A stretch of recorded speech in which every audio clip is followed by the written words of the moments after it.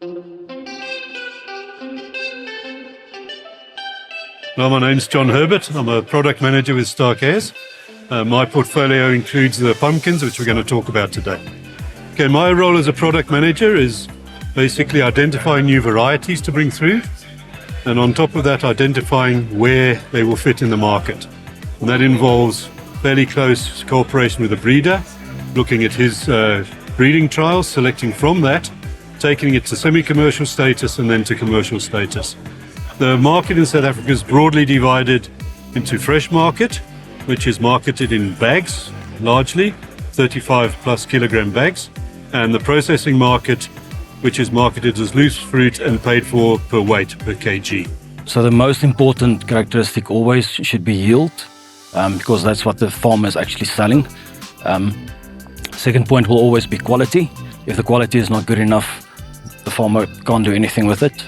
And then thirdly, disease resistances, comprehensive disease package. So as we add more disease resistances to our material, there's more markets that open up for us. So we're definitely increasing on our international footprint, and there's big things to come on the squash. The processors pay per kilogram, so they are looking for minimal wastage, maximum recovery from the kilograms that they buy. The fresh market is sold per bag. So what we're looking at there is normally a bigger fruit to fill a bag quickly to the required weight. Because if you take a processing variety, which is a very compact, very heavy fruit, to fill the same size bag takes you more fruit and you go over the minimum weight requirement. Therefore, the farmer loses on his weight. So uniformity is a very important characteristic for any grower.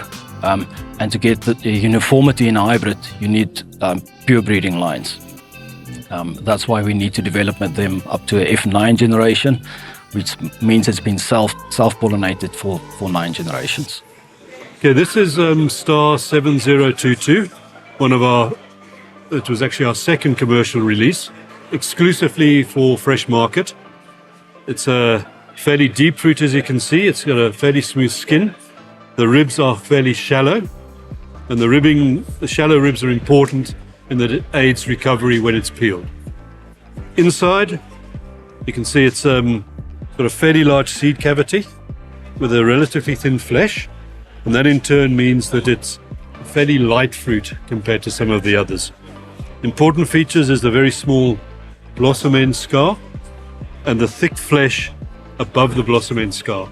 Now that's important because when fruit start to rot, this is a weak point, and that tends to crack sometimes. And if you have a very thin layer of flesh here, that rot actually goes into the middle very quickly. So with that thick layer of flesh, we tend to get a slower rotting. So that's 7022, exclusively fresh market. Okay, we move on to Star 7026, which again, it's a flatter fruit than 22. It's got a very smooth skin. This is dual purpose. It's a processor. We do have growers that like it for fresh market because it grows well in their areas. But if you look at the difference on the inside, you can see it's a smaller seed cavity with a much thicker shoulder flesh. And that gives it the weight. It's a much heavier fruit. And so if processors are buying product per kg, they'll get a much better recovery from a fruit with a smooth skin and a small cavity. And once again, the very thick flesh there on the blossom end. Star 7028, this is a fresh market pumpkin. It's basically a follow-up to 7022. There is a difference in growth habit in the plant. This is more of a running type of plant, whereas a 22 is more a semi-bush. We found this has done very well under dryland conditions in the Free State. That's where its main market is. It's got a slightly deeper rib than 22, but it's not a serious rib. It's still quite shallow. If we look inside, you can see again the typical large seed cavity and the relatively thin flesh. Advantage of this one is it makes big fruit and it fills bags. Okay, now we're going to look at Warrior, which is a more recent addition. This is also a dual purpose, ideal for processors with that very thick shoulder flesh there and a nice deep color, very small seed cavity, and also relatively thin ribs. Now with this variety, you can see it's actually got a very, very light skin. And when these fruit are small, they're actually white. So they only turn grey a little bit later towards maturity. And the advantage of that is that the light colour does not sunburn as easily as the darker greys. So this can actually be left on the field longer than the darker skinned fruit. Okay, this is a new variety. It's been called Delila. Again, can be used for fresh market, can be used for processing. But why we brought this in, and you probably ask why it looks the same. Again, it's a small cavity, very thick shoulder flesh. So for the size, it's a very, very heavy fruit. But with Delila, the big advantage is it can store much longer. Why is it important?